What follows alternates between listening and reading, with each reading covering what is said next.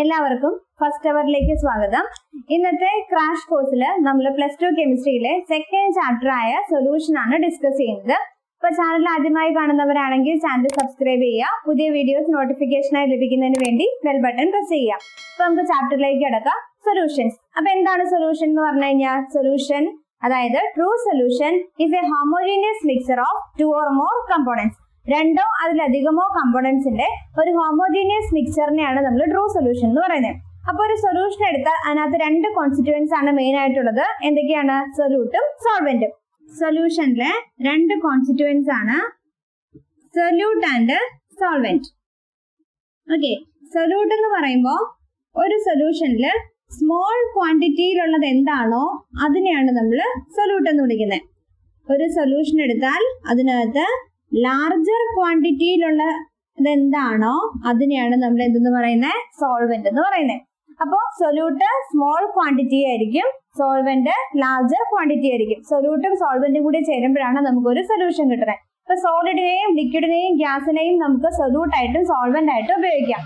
അതിനനുസരിച്ച് നമുക്ക് പല ടൈപ്പ് സൊല്യൂഷൻസ് ഫോം ചെയ്യും. അപ്പോൾ സോൾവെന്റ് ഗ്യാസും, സൊല്യൂട്ട് സോളിഡ്, ലിക്വിഡ്, ഗ്യാസ്. അപ്പൊ ഈ കേസിൽ നമുക്കൊരു സോളിഡ് ഗ്യാസ് സൊല്യൂഷൻ കിട്ടും, ലിക്വിഡ് ഗ്യാസ് സൊല്യൂഷൻ കിട്ടും, ഗ്യാസ് സൊല്യൂഷൻ കിട്ടും.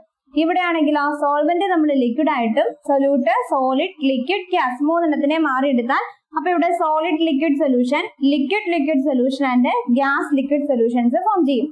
അടുത്ത സോളിഡ് ആണ് സോൾവെന്റ്, സൊല്യൂട്ട് ആയിട്ട് സോളിഡ്, ലിക്വിഡ്, ഗ്യാസ്. ഇത് 3 കൺസിഡർ ചെയ്താൽ സോളിഡ് സൊല്യൂഷൻ കിട്ടും, ലിക്വിഡ് സോളിഡ് സൊല്യൂഷൻ കിട്ടും, അതുപോലെ ഗ്യാസ് സോളിഡ് സൊല്യൂഷൻ നമുക്ക് കിട്ടും. ഒരു സൊല്യൂഷന്റെ കോൺസെൻട്രേഷൻ എന്ന് പറഞ്ഞാൽ എന്താണ്?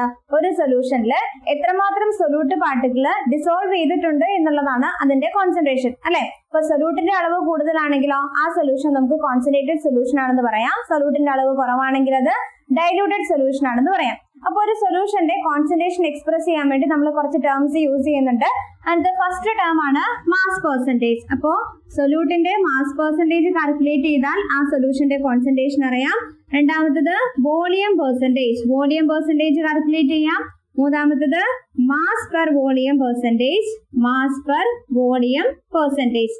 നാലാമത്തത് parts per million. Then important ആയിട്ടുള്ളത് അടുത്തതാണ് മൊളാരിറ്റി നോക്കി നമുക്ക് സൊല്യൂഷന്റെ കോൺസെൻട്രേഷൻ അറിയാൻ പറ്റും. അതുപോലെ അടുത്തത് മൊളാലിറ്റി ആണ്. Then last one mole fraction. Okay, അപ്പോ ഒരു സൊല്യൂഷന്റെ കോൺസെൻട്രേഷൻ കണ്ടുപിടിക്കാൻ വേണ്ടി നമ്മൾ യൂസ് ചെയ്യുന്ന ടേംസ് ആണ് mass percentage, volume percentage, mass per volume percentage, parts per million, molality and mole fraction. അത് ഇമ്പോർട്ടന്റ് ആയിട്ടുള്ളത് ഇത് 3 മൊളാലിറ്റി ആൻഡ് മോൾ ഫ്രാക്ഷൻ. ഈ 3 ടേമിനെയും ബേസ് ചെയ്തിട്ട് പ്രോബ്ലംസ് നമുക്ക് ചെയ്യാനുണ്ട്. അപ്പൊ ഇതിന്റെ ഇക്വേഷൻ നമുക്കൊന്ന് നോക്കാം. അപ്പൊ എന്താണ് molarity? Molarity is the number of moles of solute present per liter of solution. 1 litre സൊല്യൂഷനിലുള്ള സൊല്യൂട്ട് പാർട്ടിക്കിൾസിന്റെ നമ്പർ ഓഫ് മോൾസിനെയാണ് എന്തെന്ന് പറയുന്നത്? മൊളാരിറ്റിനെ നമ്മൾ സ്മോൾ ലെറ്റർ m വെച്ചാണ് റെപ്രസെന്റ് ചെയ്യുന്നത്. Molarity equal to number of moles of solute divided by litre of solution, അല്ലെ? അതായത് സൊല്യൂഷനെ നമ്മൾ എപ്പോഴും ലിറ്ററിലേക്ക് കൺവേർട്ട് ചെയ്യണം. നമ്പർ ഓഫ് മോൾസ് എങ്ങനെയാണ് കാൽക്കുലേറ്റ് ചെയ്യുന്നത്? മാസ് ബൈ വോളിയം, അല്ലെ? സൊല്യൂട്ടിന്റെ മാസിനെ നമുക്ക് WB എന്നും സോൾവെന്റിന്റെ മാസിനെ നമുക്ക് WA എന്നും കൺസിഡർ ചെയ്യാം. സൊല്യൂട്ടിന്റെ മോളിക്കുലാർ മാസ് MBയും സോൾവെന്റിന്റെ മോളിക്കുലാർ മാസ് WBയും ആണ്. അങ്ങനെയാണെങ്കിൽ നമ്പർ ഓഫ് മോൾസ് എങ്ങനെയാണ്? Mass by volume. സൊല്യൂട്ടിന്റെ മാസ് ഡിവൈഡഡ് ബൈ സൊല്യൂട്ടിന്റെ മോളിക്കുലാർ മാസ്. ഇതാണ് സൊല്യൂട്ടിന്റെ മാസ് WB. അപ്പൊ എന്ത് വരും? WB divided by MB into, അതായത് ഡിവൈഡഡ് ബൈ വോളിയം ആണ്. വോളിയം നമ്മൾ ലിറ്ററിലേക്കാണ് കൺവേർട്ട് ചെയ്യണേ. അപ്പൊ ന്യൂമറേറ്ററിൽ 1000 വരും. 1000 ഡിവൈഡഡ് ബൈ വോളിയം. അപ്പൊ molarity is equal to WB into 1000 divided by MB into volume in litre. അടുത്തതാണ് molality. Molality is the number of moles of solute present per kilogram of solvent. Molality നമ്മൾ സോൾവെന്റിനകത്താണ് express ചെയ്യുന്നത്. അതായത് 1 kilogram solvent എടുത്താൽ അതിനകത്ത് എത്ര solute particles ഉണ്ട് എന്നുള്ളതാണ് എന്ത്? മൊളാലിറ്റി എന്ന് പറയുന്നത്. അപ്പോൾ ദാറ്റ് ഈസ് ഈക്വൽ ടു മൊളാലിറ്റിനെ നമുക്ക് ക്യാപിറ്റൽ എം വെച്ച് റെപ്രസെന്റ് ചെയ്യാം. അപ്പോൾ molality is equal to number of moles mass by molecular mass, that is WB divided by MB into കിലോഗ്രാമിലേക്ക് കൺവേർട്ട് ചെയ്യുമ്പോൾ 1000 ഡിവൈഡഡ് ബൈ ഇവിടെ mass of solvent in kilogram. Solvent mass നമ്മൾ എങ്ങനെയാണ് WA എന്നാണ് consider ചെയ്തിരിക്കുന്നത് അല്ലെ. അപ്പോ molality is equal to WB into 1000 divided by MB into WA. അടുത്ത കോൺസെൻട്രേഷൻ ടേം ആണ് മോൾ ഫ്രാക്ഷൻ. മോൾ ഫ്രാക്ഷൻ എന്ന് പറയുന്നത് ഒരു റേഷ്യോ ആണ്. അതായത് നമ്മളൊരു സൊല്യൂഷൻ എടുത്താൽ ആ സൊല്യൂഷനിൽ സൊല്യൂട്ടിന്റെ നമ്പർ ഓഫ് മോൾസും ടോട്ടൽ നമ്പർ ഓഫ് മോൾസും തമ്മിലുള്ള റേഷ്യോ, അത് മോൾ ഫ്രാക്ഷൻ ആണ്.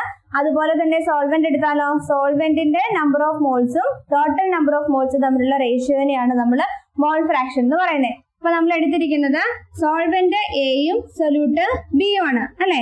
അപ്പൊ മോൾ ഫ്രാക്ഷൻ നമ്മൾ എക്സ് എന്ന് പറയുന്ന ലെറ്റർ വെച്ചാണ് റെപ്രസെന്റ് ചെയ്യുന്നത്. മോൾ fraction of solvent, that is XA. XA is equal to number of moles of solvent. Solvent number of moles നമുക്ക് NA എന്ന് represent ചെയ്യാം, divided by total number of moles NA plus NB.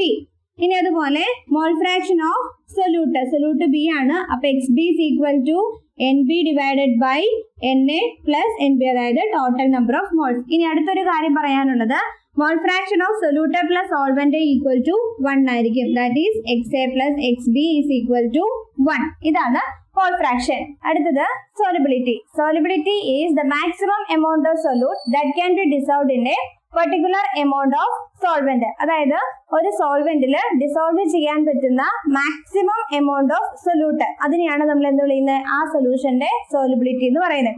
അല്ലെങ്കിൽ ഇങ്ങനെ പറയാം, ഒരു solvent എടുത്താൽ ആ സോൾവെന്റിൽ എത്രമാത്രം സൊല്യൂട്ട് ഡിസോൾവ് ചെയ്തു എന്നുള്ളതിന്റെ അളവിനെയാണ് ആ സൊല്യൂഷന്റെ സോലിബിലിറ്റി എന്ന് നമ്മൾ പറയുന്നത്. സോലിബിലിറ്റിനെ ബേസ് ചെയ്ത് നമുക്ക് സൊല്യൂഷനെ 3 ആയിട്ട് ക്ലാസിഫൈ ചെയ്യാം.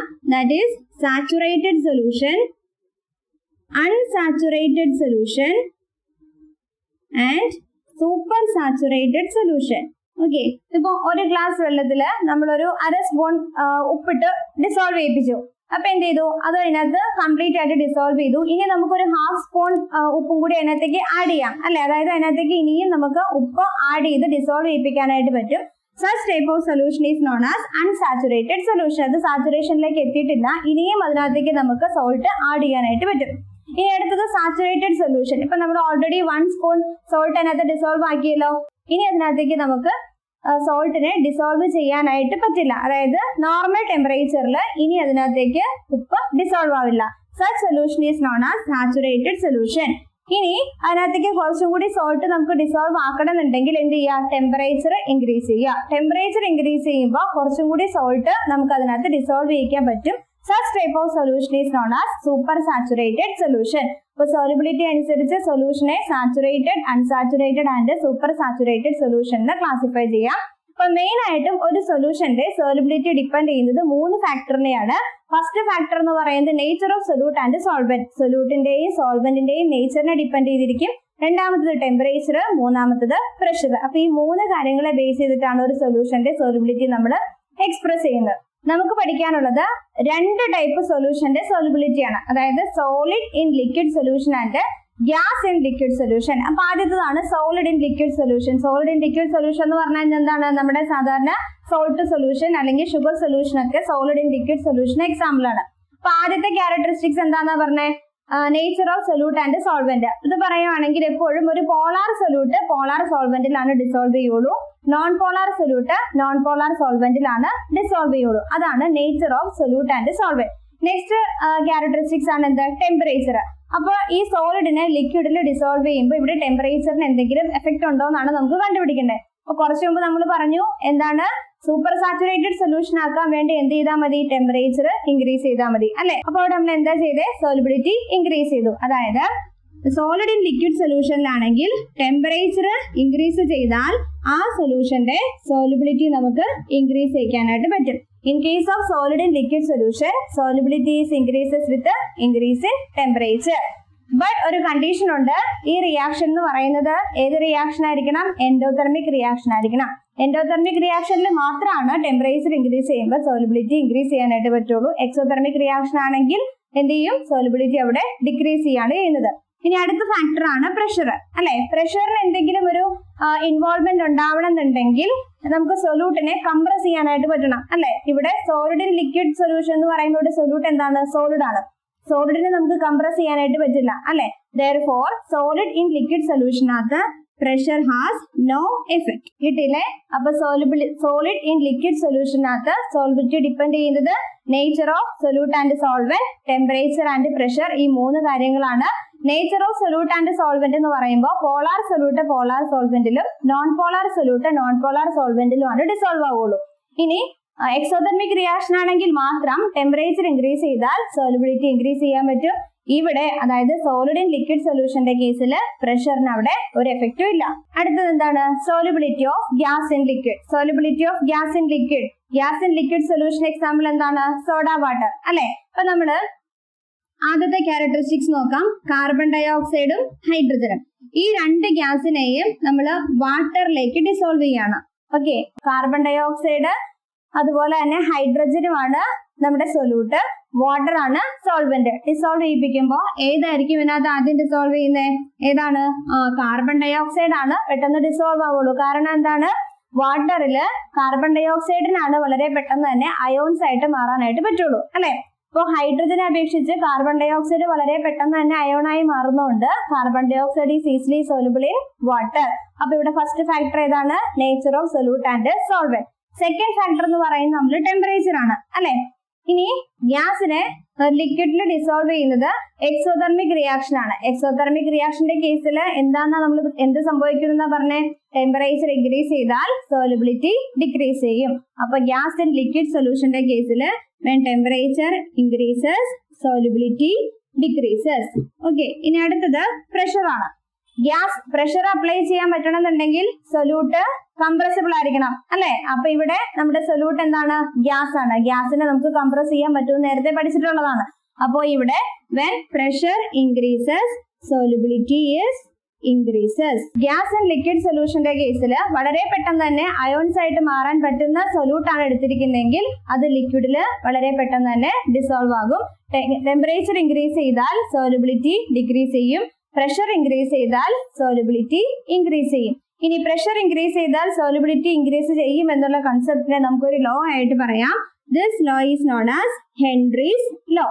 Henry's law states that solubility of gas, അതായത് സോലിബിലിറ്റി എന്ന് പറയുമ്പോൾ സൊല്യൂട്ടിന്റെ മാസ്, അല്ലെ? ഒരു മാക്സിമം എമൗണ്ട് ഓഫ് സൊല്യൂട്ട്, അതുകൊണ്ട് നമ്മൾ അതിനെ മാസ് ആയിട്ടാണ് കൺസിഡർ ചെയ്യുന്നത്. M is directly proportional to pressure. അതായത് പ്രഷർ ഇൻക്രീസ് ചെയ്താൽ സോലിബിലിറ്റി ഇൻക്രീസ് ചെയ്യും, പ്രഷർ ഡിക്രീസ് ചെയ്താൽ സോലിബിലിറ്റി ഡിക്രീസ് ചെയ്യും. ഇതാണ് ഹെൻറീസ് ലോ. ഹെൻറീസ് ലോയുടെ ആപ്ലിക്കേഷൻ ആയിട്ട് നമുക്ക് പറയാവുന്നതാണ് സോഡ വാട്ടർ, അല്ലെ? അപ്പൊ ഇവിടെ കാർബൺ ഡൈ ഓക്സൈഡിനെ വെള്ളത്തിൽ ഡിസോൾവ് ചെയ്യിപ്പിച്ചിട്ടാണ് സോഡ വാട്ടർ ഉണ്ടാക്കുന്നത് നമുക്കറിയാം, അല്ലെ? അപ്പോ പ്രഷർ ഇൻക്രീസ് ചെയ്താൽ മാത്രമാണ് കാർബൺ ഡൈ ഓക്സൈഡ് നമുക്ക് വാട്ടറിലേക്ക് പെട്ടെന്ന് തന്നെ ഡിസോൾവ് ചെയ്യിപ്പിക്കാനായിട്ട് പറ്റുള്ളൂ. അതുകൊണ്ട് തന്നെ ഇപ്പോൾ സോഡ വാട്ടർ എടുത്താലും സോഫ്റ്റ് ഡ്രിങ്ക്സ് എടുത്താലും എല്ലാത്തിലും ഹൈ പ്രഷറിലാണ് അത് സീൽ ചെയ്ത് വെച്ചേക്കുന്നത്, അല്ലെ? ഇനി അടുത്ത ആപ്ലിക്കേഷൻ എന്ന് പറയുന്നത് നമ്മൾ ഹൈ ഓൾട്ടിറ്റ്യൂഡിലേക്ക് പോകുമ്പോൾ പ്രഷർ ഇൻക്രീസ് ചെയ്യാനോ ഡിക്രീസ് ചെയ്യാനോ? പ്രഷർ ഡിക്രീസ് ചെയ്യും, അല്ലെ? പ്രഷർ ഡിക്രീസ് ചെയ്യുമ്പോൾ നമ്മുടെ ബ്ലഡിലേക്ക് ഡിസോൾവ് ചെയ്യുന്ന ഓക്സിജന്റെ അളവ് കുറയും, അല്ലെ? അപ്പൊ നമുക്ക് കുറച്ച് പ്രോബ്ലംസ് ഒക്കെ ഉണ്ടാവും. അപ്പൊ അത് അവോയ്ഡ് ചെയ്യാൻ വേണ്ടിയിട്ട് അതിന് വേണ്ടിയുള്ള പ്രിക്കോഷൻസ് ഒക്കെ എടുത്തിട്ടാണ് നമ്മൾ ഹൈ ഓൾട്ടിറ്റ്യൂഡിലേക്ക് പോവുള്ളൂ. അതുപോലെ തന്നെ സ്ക്യൂബ ഡൈവേഴ്സിന്റെ കേസിൽ അവര് വെള്ളത്തിനടിയിലേക്കാണ് പോകുന്നത്. വെള്ളത്തിനടിയിലേക്ക് ചെല്ലുന്നതോടെ എന്ത് സംഭവിക്കും? പ്രഷർ ഇൻക്രീസ് ചെയ്യും. പ്രഷർ ഇൻക്രീസ് ചെയ്യുമ്പോൾ ബ്ലഡിലേക്ക് ഡിസോൾവ് ചെയ്യുന്ന ഓക്സിജന്റെ അളവ് കൂടും. ഓക്സിജന്റെ അളവ് കൂടുമ്പോൾ അതോടൊപ്പം തന്നെ ഒരു ടോക്സിക് സബ്സ്റ്റൻസും കൂടി ബ്ലഡിലേക്ക് ഡിസോൾവ് ചെയ്യും. അതിനെ നമ്മൾ ബെൻസ് എന്നാണ് വിളിക്കുന്നത്. അതായത് നൈട്രജൻ കണ്ടെയ്നിങ് ടോക്സിക് സബ്സ്റ്റൻസ് അതിനെ നമ്മൾ ബെൻസ് എന്ന് വിളിക്കും. അപ്പൊ ഇതിന്റെ അളവ് നമ്മുടെ ബ്ലഡിൽ കൂടി കഴിഞ്ഞാൽ എന്ത് ചെയ്യും? കുറച്ച് പ്രോബ്ലംസ് ഉണ്ടാവും, അല്ലെ? അവോയ്ഡ് ചെയ്യാൻ വേണ്ടിയിട്ട് സ്ക്യൂബ ഡൈവേഴ്സ് കൊണ്ടുപോകുന്ന ഓക്സിജൻ സിലിണ്ടറിന്റെ കൂടെ ആ ഓക്സിജനകത്ത് ഹീലിയം മിക്സ്ഡ് ഓക്സിജൻ ആയിരിക്കും അവർ കൊണ്ടുപോകുക. അപ്പൊ എന്ത് ചെയ്യാൻ പറ്റും? ആ ബ്ലഡിലേക്ക് ഡിസോൾവ് ചെയ്യുന്ന ഓക്സിജന്റെ അളവിനെ അവിടെ കൺട്രോൾ ചെയ്യാനായിട്ട് പറ്റും. ഇതൊക്കെയാണ് ഹെൻറീസ് ലോയുടെ ആപ്ലിക്കേഷൻ. അപ്പൊ ഹെൻറീസ് ലോ എന്ന് പറയുന്നത് എന്താണ്? Solubility of a gas is directly proportional to pressure. When pressure increases, solubility is increases. അപ്പോൾ അടുത്തത് വേപ്പർ പ്രഷർ. എന്താണ് vapour pressure? The pressure exerted by liquid on its surface is called vapour pressure. അതായത് ഒരു liquid അതിന്റെ സർഫസിലേക്ക് exert ചെയ്യുന്ന പ്രഷറിനെയാണ് നമ്മൾ എന്ത് പറയുന്നത്? വേപ്പർ പ്രഷർ എന്ന് പറയുന്നത് അല്ലെ. അപ്പൊ ഈ വേപ്പർ പ്രഷറുമായിട്ട് റിലേറ്റ് ചെയ്തിട്ട് ഒരു ലോ നമുക്ക് പഠിക്കാനുണ്ട്. That law is Raoult's law. ഇപ്പൊ റൗട്ട്സ് ലോ പറയുന്ന ഇതാണ്: the partial vapour pressure of a component. ഒരു കമ്പോണന്റിന്റെ പാർഷ്യൽ വേപ്പർ പ്രഷർ ആ കമ്പോണന്റിന്റെ തന്നെ മോൾ ഫ്രാക്ഷന്റെയും അതുപോലെ തന്നെ വേപ്പർ പ്രഷറിന്റെയും പ്രോഡക്റ്റിന് ഈക്വൽ ആയിരിക്കും. അതായത് partial vapor pressure of a component in solution is the product of mole fraction and vapor pressure of that component. ഇപ്പൊ നമ്മൾ കമ്പോണന്റ് എ ആണ് എടുത്തത്. കമ്പോണന്റ് ബി അതായത് സൊല്യൂട്ടിന്റെ ആണെങ്കിലോ പി ബി ഈക്വൽ ടു സൊല്യൂട്ടിന്റെ ആണെങ്കിൽ P B equal to X B into P zero B. Okay, P B എന്ന് പറയുന്നത് partial vapour pressure, X B എന്ന് പറയുന്നത് mole fraction, P zero B എന്ന് പറയുന്നത് ബിയുടെ വേപ്പർ പ്രഷർ. കിട്ടിയില്ലേ? ഇതാണ് റൗട്ട്സ് ലോ പറയുന്നത്. ഇനി റൗട്ട്സ് ലോ ഒബേ ചെയ്യുന്നതിനനുസരിച്ച് സൊല്യൂഷനെ നമുക്ക് രണ്ടായിട്ട് ക്ലാസിഫൈ ചെയ്യാം: ideal solution and non ideal solution. The solution obeying Raoult's law is known as ideal solution. Obey ചെയ്യാത്ത സൊല്യൂഷനെയാണ് എന്തെന്ന് വിളിക്കുന്നത്? Non ideal solution. അപ്പൊ ഐഡിയൽ സൊല്യൂഷന്റെ കേസിൽ ഈ കണ്ടീഷൻ സാറ്റിസ്ഫൈ ചെയ്യും. എന്താണ്? P A equal to X A into P zero A ആയിരിക്കും, P B equal to X B into P zero B ആയിരിക്കും. ഇതാണ് ഫസ്റ്റ് കണ്ടീഷൻ. രണ്ടാമത്തെ കണ്ടീഷൻ എന്ന് പറയുന്നത് ഐഡിയൽ സൊല്യൂഷന്റെ കേസിൽ delta H equal to zero, അതായത് enthalpy of mixing is equal to zero ആയിരിക്കും. അതായത് ഈ റിയാക്ഷനകത്ത്, അതായത് ഐഡിയൽ സൊല്യൂഷന്റെ കേസിൽ ഹീറ്റ് അബ്സോർബ് ചെയ്യുകയോ ഹീറ്റ് ഇവോൾവ് ചെയ്യുകയോ ചെയ്യുന്നില്ല. അതുകൊണ്ട് delta is equal to zero. അടുത്ത കണ്ടീഷൻ എന്ന് പറയുന്നത് delta V is equal to zero.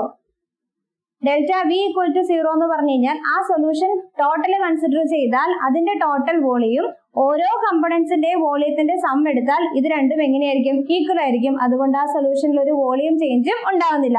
അപ്പൊ P A equal to X A into P zero A ആയിരിക്കും, P B equal to X B into P zero B ആയിരിക്കും, delta H is equal to zero, delta V equal to zero. അടുത്ത condition എന്ന് പറയുന്നത് എയും ബിയും ആണല്ലോ components. അപ്പൊ ഇവിടെ 3 ടൈപ്പ് ഓഫ് ഇന്ററാക്ഷൻസ് വരും. എ ടൈപ്പ് ഓഫ് ഇന്ററാക്ഷൻ, അതായത് എയും തമ്മിൽ ഇന്ററാക്ട് ചെയ്യും. Next B type of interaction and A B type of interaction. 3 type of interaction ഉണ്ട്. ഐഡിയൽ സൊല്യൂഷന്റെ കേസിൽ ഈ 3 ഇന്ററാക്ഷനും ഈക്വൽ ആയിരിക്കും. ഓക്കെ, അതായത് A type of interaction and B type of interaction is equal to A B type of interaction. Okay, ഇതാണ് ideal solution. അപ്പൊ ideal solution എന്ന് പറഞ്ഞാൽ റൗട്ട്സ് ലോ ഒബേ ചെയ്യണം. Delta is equal to zero ആയിരിക്കണം, delta V equal to zero ആയിരിക്കണം, A B type of interaction is equal to A and B type of interactions. ഇനി നമുക്ക് routes law obey ചെയ്യുന്ന ideal സൊല്യൂഷന്റെ graph ഒന്ന് വരച്ചു നോക്കാം. ഗ്രാഫിക്കൽ റെപ്രസെന്റേഷൻ എന്ന് പറയുമ്പോൾ അതിനകത്ത് എക്സ് ആക്സിസും വൈ ആക്സിസും വേണം. എക്സ് ആക്സിസിൽ നമുക്ക് മോൾ ഫ്രാക്ഷൻ എടുക്കാം. അതായത് കമ്പോണന്റ് എയുടെയും കമ്പോണന്റ് ബിയുടെയും മോൾ ഫ്രാക്ഷൻ ആണ് എക്സ് ആക്സിസിൽ. വൈ ആക്സിസിൽ നമ്മൾ എടുക്കുന്നത് അതിന്റെ വേപ്പർ പ്രഷർ ആണ്.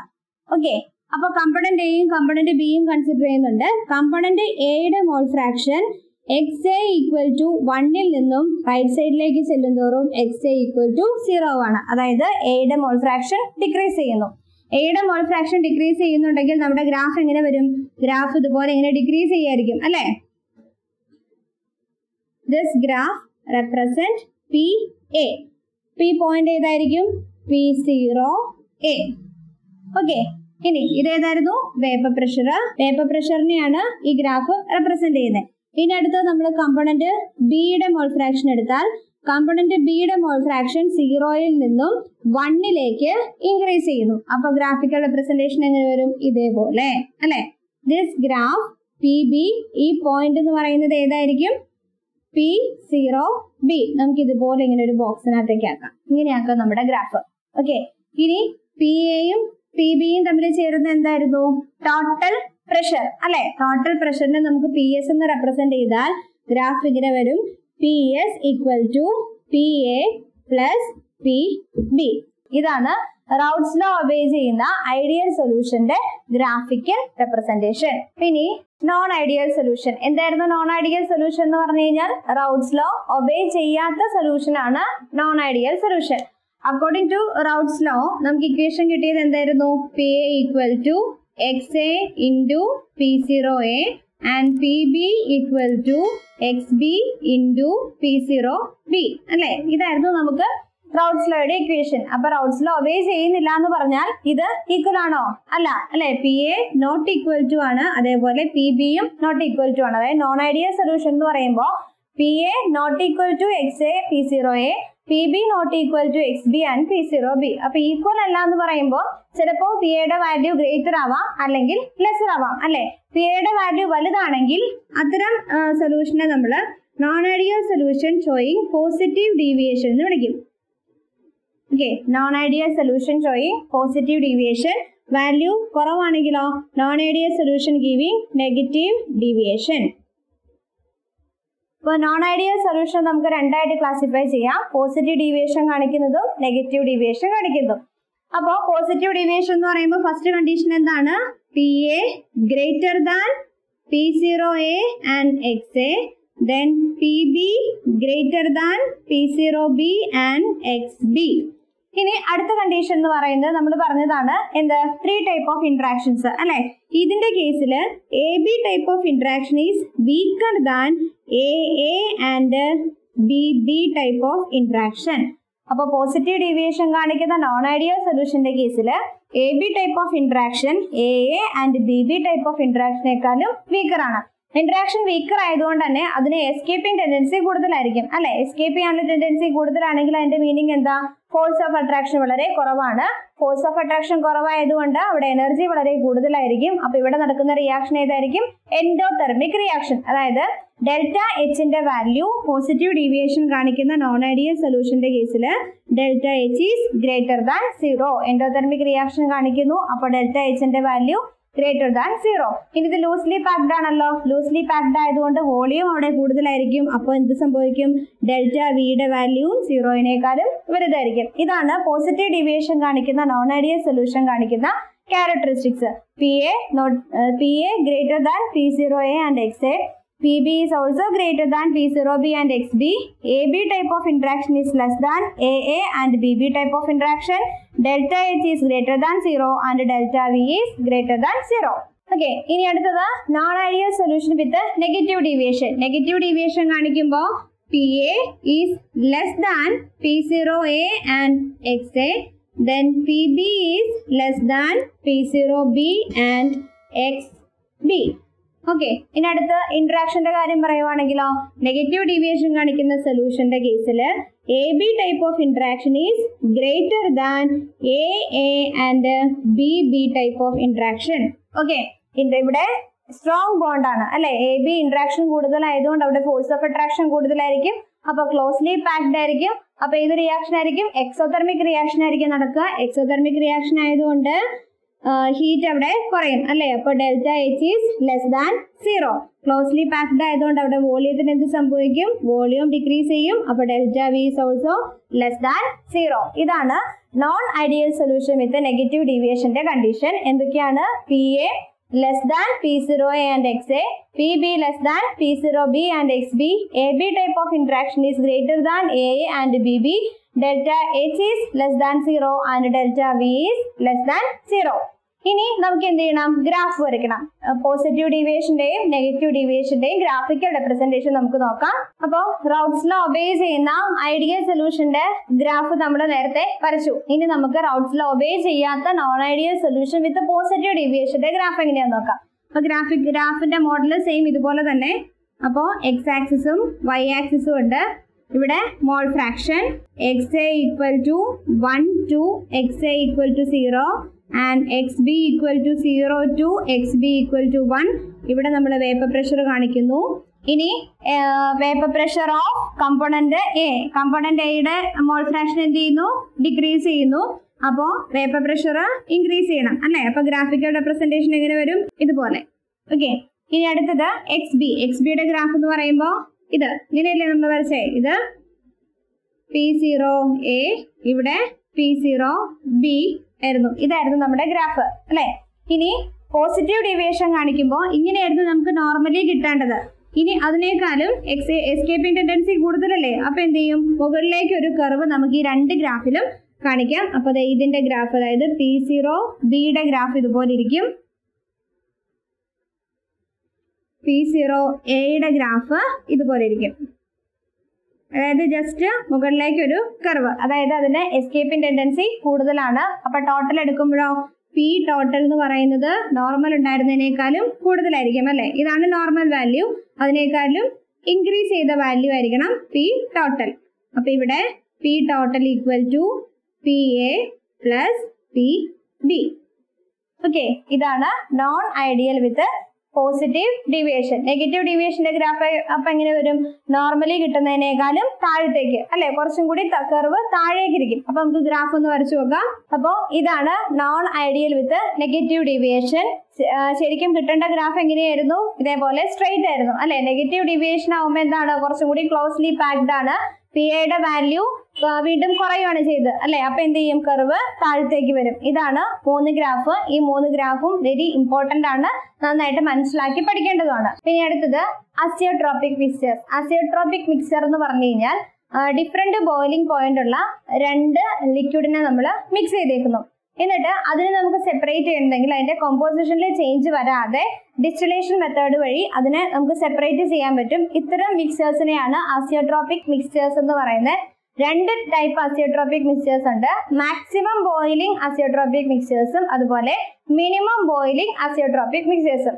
മാക്സിമം ബോയിലിംഗ് അസിയോട്രോപിക് മിക്സ്ചേഴ്സ് എന്ന് പറഞ്ഞാൽ നമ്മൾ 2 ലിക്വിഡാണ്, എ ബി എന്ന് പറയുന്ന 2 ലിക്വിഡാണ് നമ്മൾ മിക്സ് ചെയ്തത്.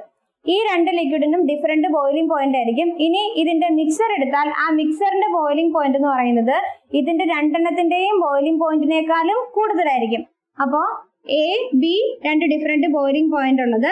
ഇനി എ ബി എന്ന് പറയുന്ന അവരുടെ മിക്സർ, ഇതിന്റെ ബോയിലിംഗ് പോയിന്റ്, എ ബിയുടെ ബോയിലിംഗ് പോയിന്റ് എയേക്കാളും ബിയേക്കാളും കൂടുതലാണെങ്കിൽ അതിനെയാണ് മാക്സിമം ബോയിലിംഗ് അസിയോട്രോപിക് മിക്സ്ചേഴ്സ് എന്ന് പറയുന്നത്. Example HNO3. HNO3യുടെ 83 ഡിഗ്രി സെൽഷ്യസ് ആണ്. അടുത്തത് വാട്ടർ. വാട്ടറിന്റെ 100 degree Celsius. അപ്പൊ ഇനി ഇതിന്റെ മിക്സർ എടുത്തു, അതായത് HNO3 പ്ലസ് വാട്ടർ. ഇതിന്റെ ബോയിലിംഗ് പോയിന്റ് HNO3യുടെ ബോയിലിംഗ് പോയിന്റിനേക്കാളും കൂടുതലായിരിക്കണം, അതുപോലെ വാട്ടറിന്റെ ബോയിലിംഗ് പോയിന്റിനേക്കാളും കൂടുതലായിരിക്കണം. ആ മിക്സറിന്റെ ബോയിലിംഗ് പോയിന്റ് എത്രയാണ്? 120.2 ഡിഗ്രി സെൽഷ്യസ്. ഓക്കെ, ഇതാണ് maximum boiling azeotropic mixtures. Minimum boiling എന്ന് പറഞ്ഞാലോ എ ബി എന്ന് പറയുന്ന 2 ലിക്വിഡ്, അതിന്റെ ബോയിലിംഗ് പോയിന്റ് എ ബി എന്ന മിക്സറിന്റെ ബോയിലിംഗ് പോയിന്റിനേക്കാളും കൂടുതലായിരിക്കും. അതായത് മിക്സറിന്റെ ബോയിലിംഗ് പോയിന്റ് ഇതിന്റെ ഓരോന്നിന്റെയും ബോയിലിംഗ് പോയിന്റിനേക്കാളും കുറവായിരിക്കും. അതാണ് minimum boiling azeotropes. Example ethanol. എത്തനോളിന്റെ ബോയിലിംഗ് പോയിന്റ് 78.3 ആണ്. വാട്ടറിന്റെ ബോയിലിംഗ് പോയിന്റ് 100. ഇനി അതിന്റെ മിക്സർ എടുത്താൽ എത്തനോൾ പ്ലസ് വാട്ടർ, ഈ മിക്സറിന്റെ ബോയിലിംഗ് പോയിന്റ് ഇതിന്റെ 2 ബോയിലിംഗ് പോയിന്റിനേക്കാളും കുറവായിരിക്കണം അല്ലെ. അതായത് 77.9 ഡിഗ്രി സെൽഷ്യസ്. ഓക്കെ, അപ്പൊ ഈ 2 എത്തനോളിന്റെ ബോയിലിംഗ് പോയിന്റിനേക്കാളും കുറവാണ്, അതുപോലെ വാട്ടറിന്റെ ബോയിലിംഗ് പോയിന്റിനേക്കാളും കുറവാണ്. ഇതാണ് അസിയോട്രോപിക് മിക്സ്ചേഴ്സ്. 2 ടൈപ്പ് ഉണ്ട്, maximum boiling and minimum boiling azeotropic mixtures. ഇത് നമുക്ക് കൊളിഗേറ്റീവ് പ്രോപ്പർട്ടി എന്താന്ന് നോക്കാം. കൊളിഗേറ്റീവ് പ്രോപ്പർട്ടി എന്ന് പറയുന്നത് സൊല്യൂഷന്റെ ഒരു പ്രോപ്പർട്ടിയാണ്. പക്ഷേ ഈ പ്രോപ്പർട്ടി സൊല്യൂട്ടിന്റെ നമ്പർ ഓഫ് പാർട്ടിക്കിളിനെ മാത്രമാണ് ഡിപ്പെൻഡ് ചെയ്യുന്നുള്ളൂ, അത് സൊല്യൂട്ടിന്റെ നേച്ചറിനെ ഡിപ്പെൻഡ് ചെയ്യുന്നില്ല. Such type of property is known as colligative property. അതായത് സൊല്യൂട്ടിന്റെ നമ്പർ ഓഫ് പാർട്ടിക്കിൾസിനെ മാത്രം ഡിപ്പെൻഡ് ചെയ്യുന്ന പ്രോപ്പർട്ടിയാണ് കൊളിഗേറ്റീവ് പ്രോപ്പർട്ടി. കൊളിഗേറ്റീവ് പ്രോപ്പർട്ടി നമുക്ക് 4 എണ്ണം പഠിക്കാനുണ്ട്. First one, lowering of vapour pressure. First colligative പ്രോപ്പർട്ടിയാണ് ലോവറിംഗ് ഓഫ് വേപ്പർ പ്രഷർ. അപ്പൊ നമ്മളൊരു സോൾവെന്റ് എടുത്തു, ആ സോൾവെന്റിനെ എ ആയിട്ട് കൺസിഡർ ചെയ്യുന്നു. ആ സോൾവെന്റിലേക്ക് ബി എന്ന സൊല്യൂട്ട് നമ്മൾ ആഡ് ചെയ്തു. ഓക്കെ, അപ്പൊ സോൾവെന്റ് എക്ക് ഒരു വേപ്പർ പ്രഷർ ഉണ്ടല്ലോ, സൊല്യൂട്ട് ബി ആഡ് ചെയ്തപ്പോ ഇതിന്റെ വേപ്പർ പ്രഷർ എന്ത് ചെയ്തു? കുറഞ്ഞു. സോൾവെന്റിന്റെ വേപ്പർ പ്രഷർ ഡിക്രീസ് ചെയ്തു. അതായത് ഒരു നോൺ വോളറ്റൈൽ സൊല്യൂട്ട് ആഡ് ചെയ്യുമ്പോൾ സോൾവെന്റിന്റെ വേപ്പർ പ്രഷർ ഡിക്രീസ് ചെയ്യുന്ന ആ പ്രോപ്പർട്ടിയാണ് ലോവറിംഗ് ഓഫ് വേപ്പർ പ്രഷർ എന്ന് നമ്മൾ വിളിക്കുന്നത്. മനസ്സിലായില്ലേ? ഇപ്പൊ സൊല്യൂട്ട് ആഡ് ചെയ്യുമ്പോൾ സോൾവെന്റിന്റെ വേപ്പർ പ്രഷർ ഡിക്രീസ് ചെയ്തു. സൊല്യൂട്ട് ആഡ് ചെയ്യുമ്പോൾ പിന്നെ അത് സൊല്യൂഷനായി. നമുക്ക് വേണമെങ്കിൽ ഇങ്ങനെ പറയാം, സൊല്യൂട്ട് ആഡ് ചെയ്തപ്പോൾ കിട്ടിയ ആ സൊല്യൂഷന്റെ വേപ്പർ പ്രഷർ ഡിക്രീസ് ചെയ്തു. ആ പ്രോപ്പർട്ടിയാണ് ലോവറിംഗ് ഓഫ് വേപ്പർ പ്രഷർ അല്ലെങ്കിൽ relative lowering of vapour pressure എന്ന് പറയും. അപ്പോൾ റൗണ്ട്സ് ലോ അനുസരിച്ച് P A equal to P0A into XA ആണ് നമ്മൾ പഠിച്ചു അല്ലെ. സോൾവെന്റിന്റെ വേപ്പർ പ്രഷർ വെച്ചാണ് നമ്മൾ പറയുന്നത്. അപ്പൊ PA equal to P0A into XA. XA plus XB എന്ന് പറയുന്നത് 1 ഈക്വൽ ആണെന്ന് നമ്മൾ പറഞ്ഞു അല്ലെ. അപ്പൊ XA equal to എന്ത് എഴുതാം? 1 minus XB. ഇത് നമുക്ക് ഇവിടെ സബ്സ്റ്റിറ്റ്യൂട്ട് ചെയ്യാം. ഓക്കെ, അപ്പോ PA equal to P0A into 1 minus XB. ഇതിനൊന്ന് റീഅറേഞ്ച് ചെയ്ത് കഴിയുമ്പോൾ നമുക്ക് കിട്ടുന്ന ഇക്വേഷൻ ഇതാണ്. P0A minus PA divided by P0A equal to XB. Okay, ഈ ഇക്വേഷനെ ബ്രാക്കറ്റ് ഓപ്പൺ ചെയ്ത് ഒന്ന് റീഅറേഞ്ച് ചെയ്ത് കഴിയുമ്പോൾ കിട്ടുന്നതാണ് P0A minus PA divided by P0A equal to XA. ഇതിനകത്ത് P0A minus PA എന്ന് പറയുന്നതാണ് lowering of vapour pressure. Lowering of vapor pressure, and P0A minus PA divided by P0A എന്ന് പറയുന്നതാണ് relative lowering of vapor pressure. Relative lowering of vapor pressure. കിട്ടിയില്ലേ? അപ്പോൾ ഒരു solute സോൾവെന്റിലേക്ക് add ചെയ്യുമ്പോൾ ആ സൊല്യൂട്ടിന്റെ വേപ്പർ പ്രഷർ ഡിക്രീസ് ചെയ്യുന്നതിനെയാണ് relative lowering of vapour pressure എന്ന് പറയുന്നത്. Lowering of vapour pressure P0A minus PA ആണ്. Relative lowering P0A minus PA divided by P0A. ഇനി നമുക്ക് ഈ റിലേഷനിൽ നിന്ന് molecular mass of the solute calculate ചെയ്യാം. അതായത് ഈ XB equal to P0A minus PA divided by P0A എന്ന് പറയുന്ന ഈ ഇക്വേഷനിൽ നിന്നും XB അതായത് സൊല്യൂട്ടിന്റെ മോളിക്കുലാർ മാസ് കാൽക്കുലേറ്റ് ചെയ്യാനുള്ള ഇക്വേഷൻ കണ്ടുപിടിക്കാം. ഇതിങ്ങനെയാണ്. Relative lowering of vapour pressure എന്ന് പറയുന്നത് മൊളാരിറ്റിക്ക് ഡയറക്ട്ലി പ്രൊപ്പോർഷണൽ ആണ്. ഓക്കെ, അപ്പൊ നമുക്ക് കിട്ടിയ ഇക്വേഷൻ എന്താണ്? P0A minus PA by P0A equal to XB. XB എന്ന് പറയുന്നത് എന്താണ്? മോൾ ഫ്രാക്ഷൻ ആണ്. മോൾ ഫ്രാക്ഷൻ നമുക്കിവിടെ സബ്സ്റ്റിറ്റ്യൂട്ട് ചെയ്യാൻ പാടില്ലേ. ബിയുടെ മോൾ ഫ്രാക്ഷൻ എന്ന് പറയുമ്പോൾ XB equal to NB divided by NA plus NB ആണ്. ഓക്കെ, ബിയുടെ വാല്യൂ വെരി വെരി സ്മോൾ ആയതുകൊണ്ട് നമുക്ക് ഇവിടെ ഡിനോമിനേറ്ററിലെ ബിനെ നമുക്ക് നെഗ്ലക്ട് ചെയ്യാം. അപ്പൊ ഇത് സബ്സ്റ്റിറ്റ്യൂട്ട് ചെയ്യുമ്പോൾ XBയുടെ പ്ലേസിൽ എന്ത് വരും? NB divided by NA എന്ന് പറയും. അപ്പൊ NB divided by NA എന്ന് പറഞ്ഞാൽ number of moles of component B divided by number of moles of component A ആണ് അല്ലെ. നമ്പർ ഓഫ് മോൾസ് കാൽക്കുലേറ്റ് ചെയ്യാൻ ഇക്വേഷൻ എന്താ? Mass divided by molecular mass. അപ്പൊ ഇവിടെ കമ്പോണന്റ് ബിയുടെ mass by molecular mass substitute ചെയ്യണം. കമ്പോണന്റ് എയുടെ mass by molecular mass that is equal to എന്ത് വരും? WB by MB divided by ഇവിടെ എന്ത് വരും? WA by MA. ഇക്വേഷൻ നമുക്കൊന്ന് റീഅറേഞ്ച് ചെയ്യാം. റീഅറേഞ്ച് ചെയ്ത് കഴിയുമ്പോൾ ഇപ്പം കിട്ടിയത് ഇങ്ങനെയാണ്. P0A minus PA divided by P0A that is equal to WB divided by MB into MA divided by WA. Okay, ഇതിനകത്തുനിന്ന് molecular mass of the solute അതായത് MB ആണ് കാൽക്കുലേറ്റ് ചെയ്യേണ്ടത്. റീഅറേഞ്ച് ചെയ്താൽ പോരെ? അപ്പോൾ ഇതിൽ നമ്മൾ റീഅറേഞ്ച് ചെയ്തു അല്ലെ. ഇപ്പൊ കിട്ടിയ ഇക്വേഷനകത്ത് MB ആണ് നമുക്ക് കാൽക്കുലേറ്റ് ചെയ്യേണ്ടത്. അതായത് മോളിക്കുലാർ മാസ് ഓഫ് സൊല്യൂട്ട് ആണ് കാൽക്കുലേറ്റ് ചെയ്യേണ്ടത്. അതിനുവേണ്ടി ഇക്വേഷൻ ഒന്ന് റീഅറേഞ്ച് ചെയ്തു. Molecular mass of solute MB equal to P0A WB MA divided by WA into P0A minus PA. ഇതാണ് റിലേറ്റീവ് ലോവറിംഗ് അനുസരിച്ച് molecular mass of solute calculate ചെയ്യാനുള്ള equation.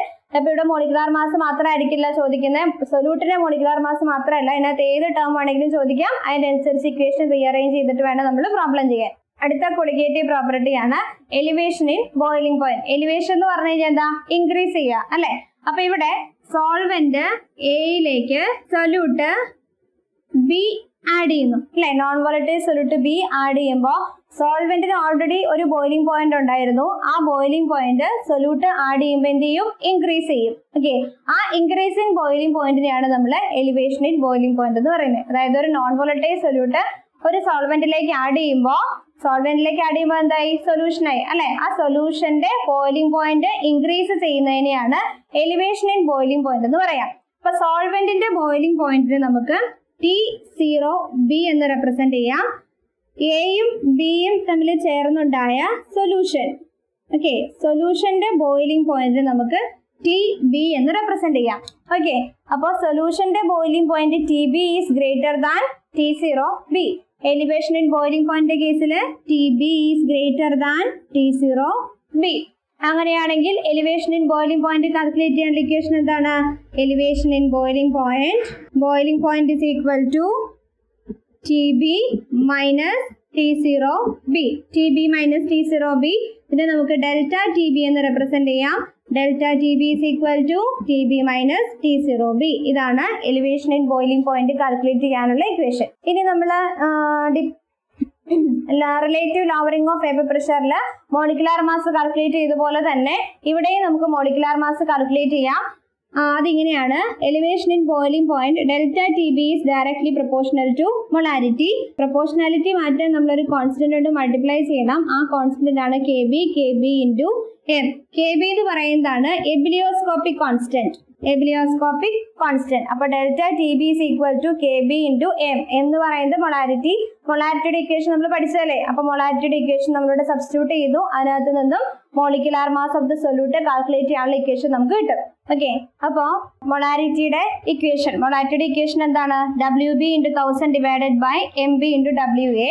അത് ഈ എമ്മിനെ പകരം സബ്സ്റ്റിറ്റ്യൂട്ട് ചെയ്ത് റീഅറേഞ്ച് ചെയ്തപ്പോൾ molecular mass of the solute equal to KB into WB into 1000 by delta TB into WA. KB എന്ന് പറയുന്നത് ebullioscopic constant, WB mass of solute, പിന്നെ delta TB elevation in boiling point, WA mass of solvent. അപ്പൊ മൂന്നാമത്തെ colligative property ആണ് depression in freezing point. Depress ചെയ്യാന്ന് പറഞ്ഞാൽ എന്താ? കുറയുക അല്ലെ. അപ്പൊ ഇവിടെ സോൾവെന്റ് എയിലേക്ക് സൊല്യൂട്ട് B ആഡ് ചെയ്യുന്നു. അപ്പൊ സോൾവെന്റ് എയിലേക്ക് സൊല്യൂട്ട് B നമ്മൾ ആഡ് ചെയ്യണം. അപ്പൊ സൊല്യൂട്ട് ആഡ് ചെയ്യുമ്പോൾ ആ സോൾവെന്റിന്റെ അല്ലെങ്കിൽ സോൾവെന്റ് കൂടി ചേർത്തപ്പോൾ ഒരു സൊല്യൂഷൻ ആയല്ലോ. ആ സൊല്യൂഷന്റെ ഫ്രീസിംഗ് പോയിന്റ് ഡിക്രീസ് ചെയ്യുന്നു. അതിനെയാണ് നമ്മൾ ഡിപ്രഷൻ ഇൻ ഫ്രീസിംഗ് പോയിന്റ് എന്ന് വിളിക്കുക. അതായത് A+B എന്ന് പറയുന്ന സൊല്യൂഷന്റെ ഫ്രീസിംഗ് പോയിന്റ് എന്ത് ചെയ്യുന്നു? ഡിക്രീസ് ചെയ്യുന്നു. ഫ്രീസിംഗ് പോയിന്റ് ഡിക്രീസ് ചെയ്തു. എന്ത് ചെയ്തപ്പോ? നോൺ വോളറ്റൈൽ സൊല്യൂട്ട് ആയ B ആഡ് ചെയ്തപ്പോ ആ സൊല്യൂഷന്റെ ഫ്രീസിംഗ് പോയിന്റ് ഡിക്രീസ് ചെയ്തു. അതിനെയാണ് ഡിപ്രഷൻ ഇൻ ഫ്രീസിംഗ് പോയിന്റ് എന്ന് പറയുന്നത്. സോൾവെന്റിന്റെ ഫ്രീസിംഗ് പോയിന്റിനെ T0F എന്നും സൊല്യൂഷന്റെ ഫ്രീസിംഗ് പോയിന്റിന് നമുക്ക് TF എന്നും റെപ്രസെന്റ് ചെയ്യാം. അപ്പൊ ഇവിടെ എന്താ സംഭവിച്ചേ? TF ഡിക്രീസ് ചെയ്തു അല്ലെ. അതിനെ നമുക്ക് എന്തെന്ന് വിളിക്കാം? Depression in freezing point. Depression in freezing point is equal to ഏതാണ് ഇപ്പൊ വലുത്? T0F. അതായത് T0F മൈനസ് TF. അപ്പൊ ഡിപ്രഷൻ ഇൻ ഫ്രീസിംഗ് പോയിന്റിന് delta TF. Okay, elevation in boiling point delta TB എന്നല്ലേ റെപ്രസെന്റ് ചെയ്തേ. അപ്പൊ ഡിപ്രഷൻ ഇൻ ഫ്രീസിംഗ് പോയിന്റിന് delta TF equal to T0F minus TF. ഇതാണ് depression in freezing point calculate ചെയ്യാനുള്ള equation. Delta TF equal to T0F minus TF. Okay, ഇവിടെ നമുക്ക് എന്ത് calculate ചെയ്യാം? മോളിക്കുലാർ മാസ് കാൽക്കുലേറ്റ് ചെയ്യാം. Molecular mass of solute calculate ചെയ്യാം. ഇവിടെ അതുപോലെ തന്നെ delta TF is directly proportional to molarity. അപ്പൊ പ്രൊപ്പോർഷണാലിറ്റി മാറ്റാൻ വേണ്ടി ഒരു കോൺസ്റ്റന്റ് വേണം. That constant is KF. KF പറയുന്ന പേരാണ് cryoscopic constant. Elevation in boiling പോയിന്റിൽ KB ആയിരുന്നു. അതിന് നമ്മൾ എബിലിയോസ്കോപ്പിക് കോൺസ്റ്റന്റ് എന്ന് വിളിച്ചു. ഡിപ്രഷൻ ഇൻ ഫ്രീസിംഗ് പോയിന്റിൽ KF ആണ്. അത് ക്രയോസ്കോപ്പിക് കോൺസ്റ്റന്റ് ആണ്. ഇനി എന്ത് ചെയ്യണം? മൊളാരിറ്റിയുടെ ഇക്വേഷൻ സബ്സ്റ്റിറ്റ്യൂട്ട് ചെയ്യണം. മൊളാരിറ്റിയുടെ ഇക്വേഷൻ സബ്സ്റ്റിറ്റ്യൂട്ട് ചെയ്ത് റീഅറേഞ്ച് ചെയ്യുമ്പോൾ molecular mass of solute calculate ചെയ്യാനുള്ള ഇക്വേഷൻ കിട്ടും.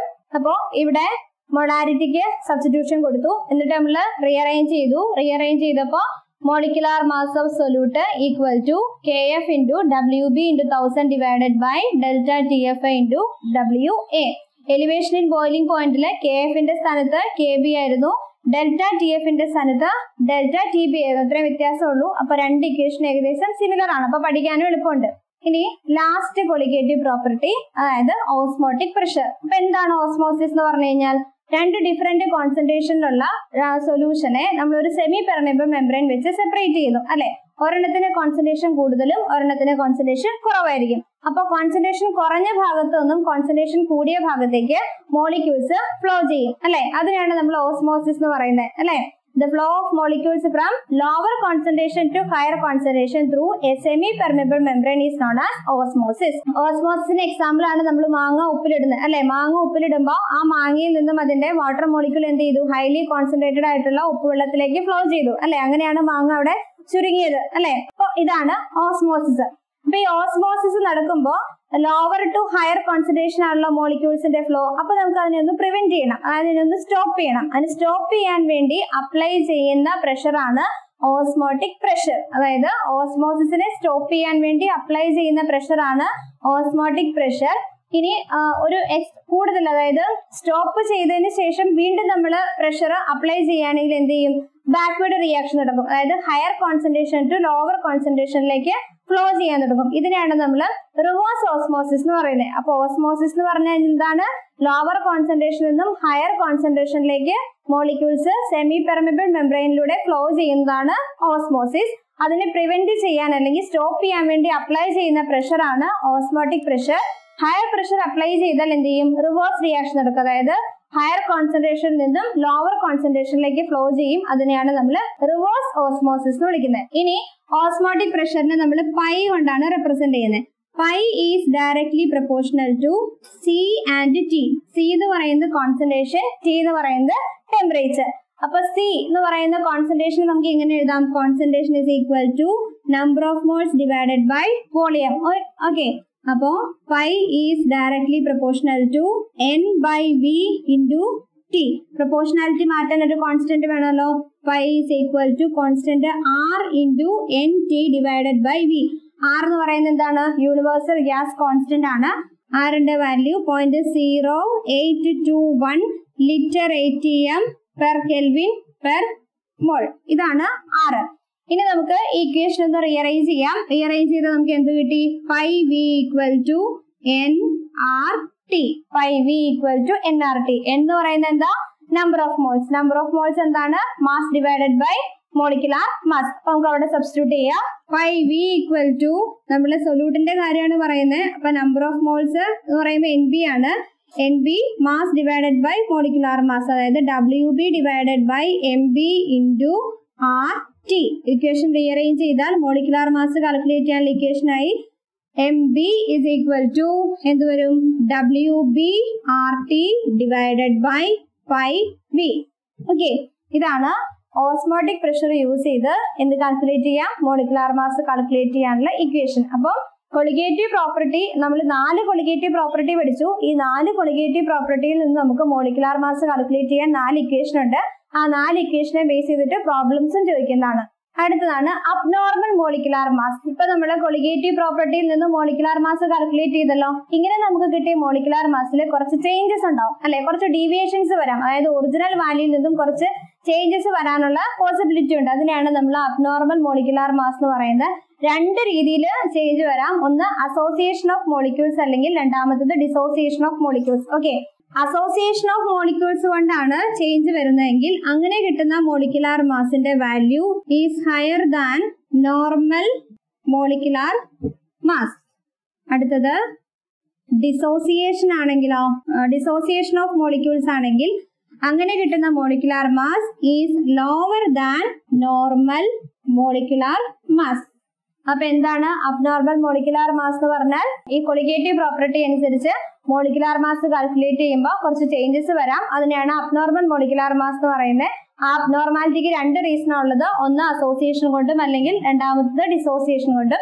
അസോസിയേഷൻ ഓഫ് മോളിക്യൂൾസ് ആണെങ്കിൽ അവിടെ നമ്മൾ കാൽക്കുലേറ്റ് ചെയ്യുന്ന മോളിക്കുലാർ മാസ് നോർമൽ മോളിക്കുലാർ മാസിനേക്കാളും വലുതായിരിക്കും. ഡിസോസിയേഷൻ ആണെങ്കിൽ കിട്ടുന്ന മോളിക്കുലാർ മാസ് നോർമൽ മോളിക്കുലാർ മാസിനേക്കാളും ചെറുതായിരിക്കും. ഈ റേഷ്യോ, അതായത് ഒറിജിനൽ വാല്യൂവും അതുപോലെ തന്നെ നമുക്ക് കാൽക്കുലേറ്റ് ചെയ്തപ്പോൾ കിട്ടിയ വാല്യൂവും തമ്മിലുള്ള റേഷ്യോനെ നമ്മൾ പറയുന്ന പേരാണ് വാൻ ഹോഫ് ഫാക്ടർ. എന്താണിത് വാൻ ഹോഫ് ഫാക്ടർ എന്ന് പറഞ്ഞു കഴിഞ്ഞാൽ? നമുക്ക് കിട്ടിയ കാൽക്കുലേറ്റഡ് വാല്യൂവും അതുപോലെ തന്നെ ഒറിജിനൽ വാല്യൂവും തമ്മിലുള്ള റേഷ്യോ, അതിനെയാണ് വാൻ ഹോഫ് ഫാക്ടർ എന്ന് പറയുന്നത്. Van Hoff factor I is equal to normal molecular mass divided by observed value. ഇനി അസോസിയേഷൻ ആണെങ്കിൽ എന്താണ്? ഒബ്സർവ്ഡ് വാല്യൂ വലുതും നോർമൽ മോളിക്കുലാർ മാസ് ചെറുതുമാണ്. അപ്പൊ ഐയുടെ വാല്യൂ എങ്ങനെയായിരിക്കും? I is less than 1, അല്ലെ? അസോസിയേഷൻ ഓഫ് മോളിക്യൂൾസിന്റെ കേസിൽ ഏതാണ് വലുത്? നോർമൽ മോളിക്കുലാർ മാസ് സ്മോളും ഒബ്സർവ്ഡ് മോളിക്കുലാർ മാസ് വലുതുമാണ്. അപ്പോ van Hoff factor is less than 1. ഇനി ഡിസോസിയേഷന്റെ കേസിൽ എന്താണ്? നോർമൽ മോളിക്കുലാർ മാസ് ആണ് ഗ്രേറ്റർ. അപ്പോ van Hoff factor is greater than 1. കിട്ടിയില്ലേ? അപ്പൊ ഇതാണ് van Hoff factor. It is the ratio between normal molecular mass and observed value. In case of association of molecule, 1 Ho factor is less than 1. In dissociation of molecule, it is greater than 1. അപ്പോൾ നമ്മൾ ആ chapter complete cover ചെയ്തിട്ടുണ്ട്. എന്തെങ്കിലും doubt ഉണ്ടെങ്കിൽ കമന്റിൽ ചോദിക്കാം.